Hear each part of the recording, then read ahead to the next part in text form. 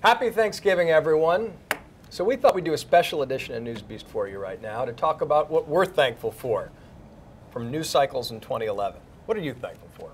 You know, for me, this was really the year of Charlie Sheen and his winning, and I actually thought that was going to be my favorite story of the year. And then we had a late-breaking story that even surpassed that, and it was Kim Kardashian's 72-day, $18 million wedding to Chris Humphries, and how she had finally found this man that she was madly in love with. There was an E-special, millions of people tuned in, and then it was over. Why are you thankful for that massive fraud and waste of time and money? It was hilarious and funny and, you know, ridiculous, and I think that's what we really needed right now. Can I ask you a question? If it was a fraud, why not just stick it out a little bit longer? I mean, how hard can it really be to stay in a fake marriage? I don't think it was a fraud. I think Kim Kardashian, for maybe once in her life, wanted to be real about something and realized that she wasn't in love with this guy. I mean, it would have been easier for her to stay married, don't you think?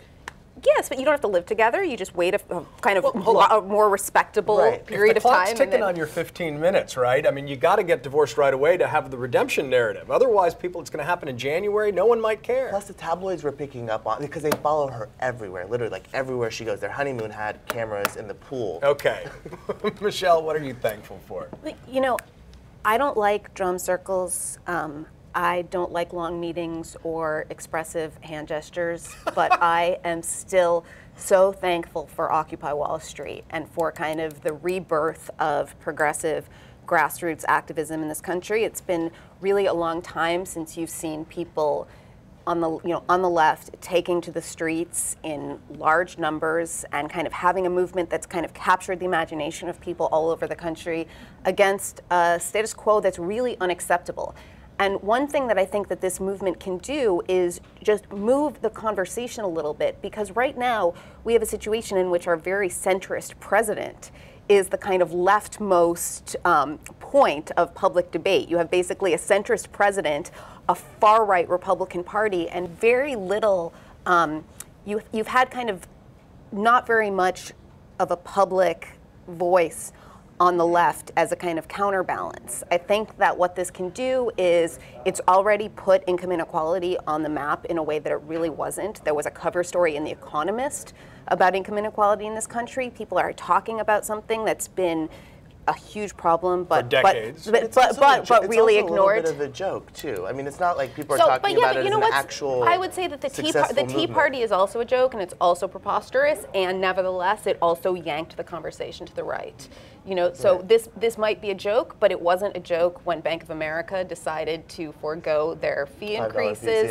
You know, and you think Occupy was responsible for that? I think that it was that they were responding to a sense of general outrage, of which Occupy was a very visible and important part. Interesting. Well, we'll see if next year you're thankful for the Occupy movement influencing the election as well as the debate. Hopefully it'll be over by then. Here's what I'm thankful for.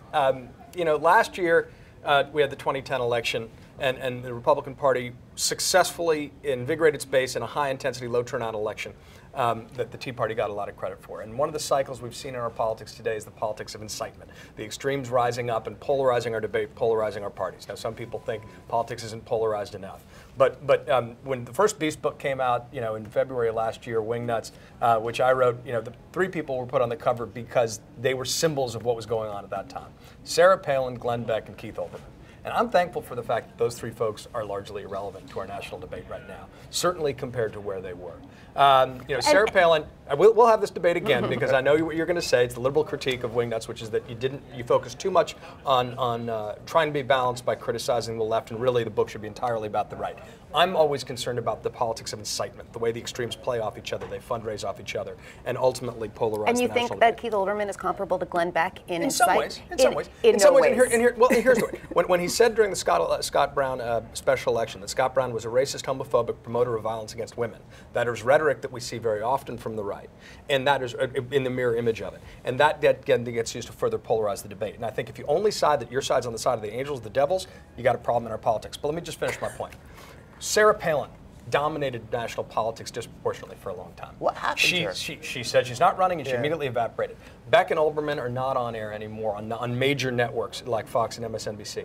So that I do think is a hopeful sign of healing in our politics, and that's what makes me thankful. Do you think Sarah Palin's done, or do you think she's going to I think she's done. I think she's dying for attention. Yeah, I think it's overdue.